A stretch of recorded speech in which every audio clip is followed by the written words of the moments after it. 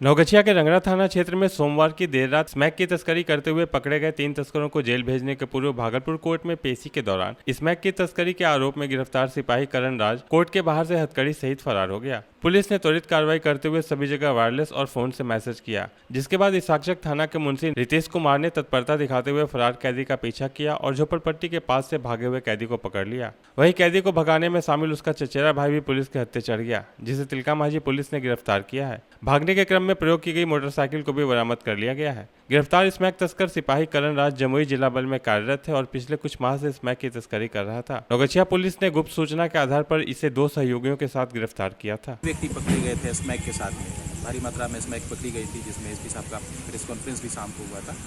तो उसमें रंगड़ा थाना में केस दर्ज हुआ था एनडीपीएस का, और उसी में इनको जेल भेजा जा रहा था। आज कोर्ट गेट से ये भागने का प्रयास किए, बल्कि भाग ही गए थे, फिर पुलिस अलर्ट थी तो इनको पकड़ा गया। सुल्तानगंज के नगर परिषद क्षेत्र के कासिमपुर गांव में जिला प्रशासन के निर्देश पर सीओ शंभू शरण राय, थानाध्यक्ष लाल बहादुर के नेतृत्व में अतिक्रमण हटाने को लेकर अभियान चलाया गया। इस दौरान कासिमपुर गांव में वर्षों से रह रहे पीडब्ल्यूडी के जमीन पर 13 घरों को बुलडोजर से ध्वस्त करते हुए अतिक्रमण मुक्त कराया गया। अतिक्रमण हटाने के दौरान ग्रामीण आक्रोशित होकर प्रशासन पर ही ईंट पत्थर से वार करने लगे। वहीं ग्रामीणों ने घर के बदले घर देने की मांग को लेकर घंटों सड़क जाम करते हुए प्रदर्शन किया। कई जगह ग्रामीणों ने आगजनी करते हुए प्रशासन के खिलाफ विरोध जाहिर किया।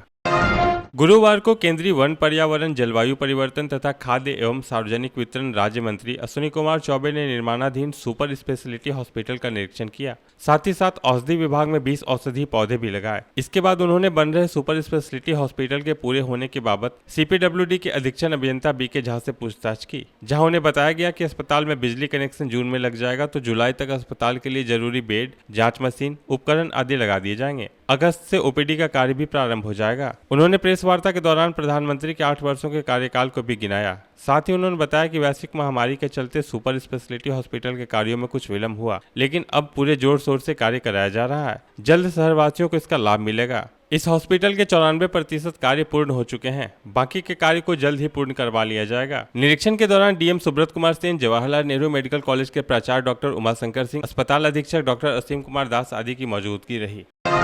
बिहार राज्य खाद्य आयोग के अध्यक्ष विद्यानंद विकल ने कई बिंदुओं पर बैठक कर अधिकारियों से जानकारी ली। उन्होंने अतिथि कक्ष में प्रेस वार्ता कर जानकारी देते हुए बताया कि पोषाहार और पोषण से संबंधित कई बिंदुओं पर वार्ता की। साथ ही साथ जन वितरण प्रणाली को सुगमता से चलाने को लेकर दिशा निर्देश दिए। मीडिया से बात करते हुए कहा कि राशन कार्ड से संबंधित कई बिंदुओं पर हम लोगों ने निर्णय लिया है, जिसमें विभागीय स्तर पर इसकी जाँच कराई जाएगी और वैसे लोगों का राशन कार्ड से नाम हटाया जाएगा जो मृत हो चुके हैं या फिर नौकरी में हो, रिटर्न फाइल भरते हो या फिर उस लड़की का कहीं दूसरी जगह शादी हो गई है। प्रेस वार्ता के दौरान उन्होंने कहा कि आज के कार्यक्रम का मुख्य उद्देश्य था मिड डे मील की योजना, पीडीएफ पर खर्च राशन और आंगनबाड़ी में राशन की खपत किस प्रकार हो रही है और लाभुकों को खाने योग्य अनाज दिया जाता है या नहीं। इसमें जो मूल रूप से बात आ रही है राशन कार्ड की, तो एक सवाल हमारे पास आता है कि राशन कार्ड में फर्जीवाड़ा है, वैसे लोग जो अपात्र हैं ले रहे हैं।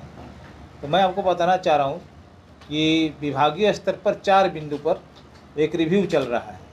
जिनका डेथ हो गया है और नाम उनके अभी पोस्ट मशीन में है, उसको हटाने के लिए, डिलीट करने के लिए वो चिन्हित किया जा रहा है, नोटिस हो रहा है। दूसरा, जिनकी नौकरी, राशन कार्ड होल्डर थे लेकिन नौकरी में चले गए हैं, फिर जो रिटर्न माने भरते हैं, ऐसे लोगों को राशन कार्ड बंद करने की बात। और जो अपात्र हैं, धनी हैं, लैंडलॉर्ड हैं, लेकिन राशन कार्ड बना लिए थे किसी प्रवाह में आकर के। गंगा दशहरा के मौके पर सुल्तानगंज के पवित्र उत्तरवाहिनी गंगा तट पर स्नान करने श्रद्धालुओं के पार भीड़ उमड़ पड़ी। सुबह से ही हजारों श्रद्धालुओं ने पवित्र उत्तरवाहिनी गंगा में गंगा दशहरा के मौके पर गंगा में डुबकी लगाई। मान्यता है कि आज के दिन गंगा स्नान के बाद पूरे विधि विधान से मां गंगा की पूजा अर्चना करने से 10 जन्मों का पाप कट जाता है। यही कारण है कि श्रद्धालु आम, लीची, मिठाई, फल फूल, अगरबत्ती, धूप इत्यादि जैसी चीजों से मां गंगा की पूजा अर्चना कर अपने और अपने परिवार की सुख, शांति और समृद्धि की कामना किए। नवगछिया में बसा जगतपुर अपने आप में पर्यटन स्थल का रूप लेता जा रहा है। यहाँ लोग कई दुर्लभ पक्षियों का नजारा देखने दूर दूर से पहुँचते हैं। इसको लेकर प्रशासन की भी कवायद तेज हो गई है। जगतपुर झील को लेकर वन एवं पर्यावरण विभाग भी नए टूरिस्ट स्पॉट के रूप में विस्तार करने की योजना बना रहा है। जमीन का रोड़ा सामने आने के बाद इससे संबंधित सारी योजनाएं फिलहाल रुकी हुई थी। मनरेगा योजना से तालाब बनाने की कार्रवाई करने की बात हो चुकी है। डीडीसी प्रतिभा रानी ने नवगछिया के सीओ को जमीन की परेशानियों को सुलह करने का आदेश दे चुकी हैं। भागलपुर नवगछिया के जगतपुर में पर्यटन स्थल के रूप में यह जगतपुर जगतपुर का झील जल्द अंग प्रदेश के लोगों के सामने होगा। इसी बाबत भागलपुर के जिलाधिकारी सुब्रत कुमार सेन ने बुधवार को जगतपुर झील का निरीक्षण कर पदाधिकारी व कर्मियों को आवश्यक दिशा निर्देश दिया। जिलाधिकारी ने पत्रकारों को जानकारी देते हुए कहा कि जगतपुर झील को पर्यटन स्थल के रूप में जल्द विकसित किया जाएगा। उन्होंने कहा कि अभी वर्तमान में पूरा कार्य मनरेगा द्वारा करवाया जा रहा है। पहले झील की सफाई करवाकर झील के पानी के स्रोत को जागृत किया जाएगा, फिर विभिन्न पोखरों के चारों तरफ पौधारोपण करवाया जाएगा। इसके बाद झील में बोटिंग और अन्य सुविधाओं की भी व्यवस्था की जाएगी। तो जो जगतपुर झील है बहुत इम्पॉर्टेंट झील है, उसमें जो सरकारी ज़मीन है उसका हम लोगों ने मनरेगा के माध्यम से तालाब के रूप में डेवलप कराने के लिए संबंधित पदाधिकारी को, कार्यक्रम पदाधिकारी को निर्देशित किया है। डीडीसी भी उपस्थित थी और अनुमंडल पदाधिकारी भी उसकी लगातार मॉनिटरिंग करेंगे।